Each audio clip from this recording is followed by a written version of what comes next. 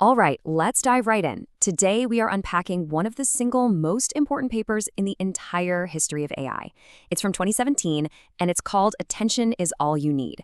Now, this isn't just some dusty academic paper. Think of it as the DNA, the fundamental blueprint that powers almost every single large language model we use today.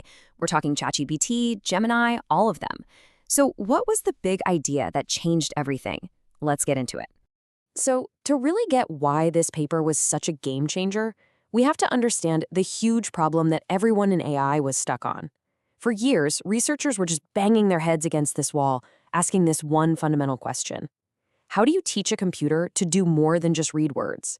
How do you teach it to understand context, to get the subtle meaning, to actually read between the lines? You see, the old way of doing things involves something called recurrent neural networks, or RNNs.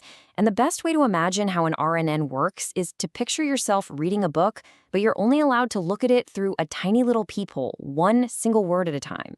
So you see one word, then the next, then the next. The problem? By the time you get to the end of a long sentence, you've probably forgotten what the beginning was about. That's exactly what was happening to these models. They lose context, making it almost impossible to connect the dots. And this right here really shows you the difference. The old way, the one word at a time method, created this long, winding path for information. It was like a game of telephone. By the time you got to the end of the line, the original meaning was all garbled. But the new way proposed in this paper, it's called self-attention, and it's like having a bird's eye view. The model can see every single word in the sentence all at once. The path to context isn't long and winding anymore. It's instant. It was a total shift in thinking. Stop trying to make AI read like a human and start letting it read like a computer. Which brings us to the paper itself. The authors came in with this incredibly bold, almost crazy idea. They basically said, you know that whole one word at a time thing we've been doing for years? Let's just throw it out. The whole thing. Instead, they proposed a brand new architecture they called the transformer, and it was based only on this mechanism called attention. At the time, this was just a totally radical move. So they threw out the old rulebook. But what did they replace it with? Well, the new magic ingredient, the engine that makes the whole transformer go, is this concept called self-attention. This is the secret sauce. This is what gives the model that superpower of seeing the whole picture all at once. So, what is self-attention? It's actually a pretty intuitive idea. When the model looks at any single word, it also takes a peek at every other word in that same sentence. It then decides how important each of those other words is for understanding the first word. For instance, in a sentence like, the animal didn't cross the street because it was too tired, self-attention is what helps the model figure out that it refers to the animal, not the street. It just makes sense. A really great way to think about this is the smart highlighter analogy. So first, the model picks a word it wants to understand. That's the query. It's like saying, okay, computer, focus on this word. Then, it scans all the other words in the sentence. Those become the keys. It's looking for any keys that seem related to its query word. Finally, it assigns an important score to the most relevant words. These scores are the values. It's like the AI is highlighting the words that give the most context, making some highlights brighter than others. Query, keys, and values. That's the core of it. But of course, they didn't stop there. The researchers thought, okay, one smart highlighter is great, but what if we used a whole bunch of them at the same time? And what if each highlighter was looking for something completely different? You can probably see where this is going. And yup, that's exactly what they did. This concept is called multi-head attention. Instead of just running that self-attention process once, they run several of them in parallel. In the original paper, it was 8 heads.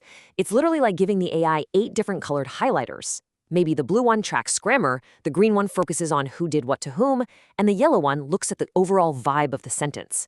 By combining all those perspectives, the model gets this incredibly rich, layered understanding of the text. Okay, so we've got this super-powered building block, this multi-head attention thing. But how do you use these blocks to build a whole model that can actually do something useful, like translate a sentence from English to German? Well, that's where we get to the full transformer blueprint. Okay, I know what you're thinking when you see this diagram. It looks intense, a little intimidating, right? But trust me, it's way simpler than it looks. You can basically just split it right down the middle. The section on the left is called the encoder. Its whole job is to read and understand the sentence you give it. And the section on the right is the decoder. Its job is to write the response. Reader on the left, writer on the right. That's the main idea. So let's zoom in on that left side, the encoder. Think of it as the understanding part of the AI's brain. It takes in the entire input sentence, runs it through a stack of those multi-head attention blocks we just talked about, and basically just chews on it. Its final output is a rich set of numbers that captures the meaning and context of that original sentence.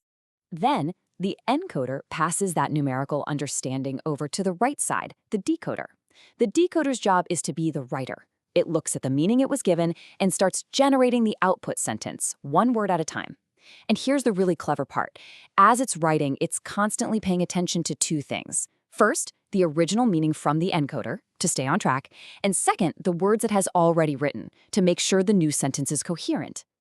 So this whole architecture is a really beautiful piece of engineering. It's elegant, it's clever, but at the end of the day, the only thing that really matters is, did it actually work? And the answer was a massive, resounding yes. The results weren't just a little better. They kicked off a whole new era for AI. They tested their model on machine translation, and it got this number, 28.4. That's a blue score, which is just a standard way to measure translation quality. Now, to put that number in perspective, this single transformer model didn't just beat every other single model out there. It even beat massive ensembles, which are basically teams of models all working together. It was unheard of. It set a new world record instantly. But honestly, this might be the most crucial point of all. The transformer didn't just get a higher quality score. It did it using a tiny fraction of the training cost and computer power of the old models. So it was better, faster, and cheaper. That's the holy trinity. That combination of quality and efficiency is what truly unlocked the AI revolution we're living through right now. And that potential was realized almost immediately. This paper didn't sit on a shelf. The very next year, Google used the encoder part to build BERT. The year after that, OpenAI used the decoder part to build GPT-2. Sound familiar? It should. From that moment on, the transformer became the undisputed foundation for pretty much every massive language model that's changing our world today. When you step back, the story of attention is all you need is just a perfect example of how one elegant, powerful idea can completely change everything. It gave the world a new blueprint for building intelligence. The models we have today are a direct result of that blueprint, which really just leaves one big question. They gave us the plan, so what are we going to build with it next?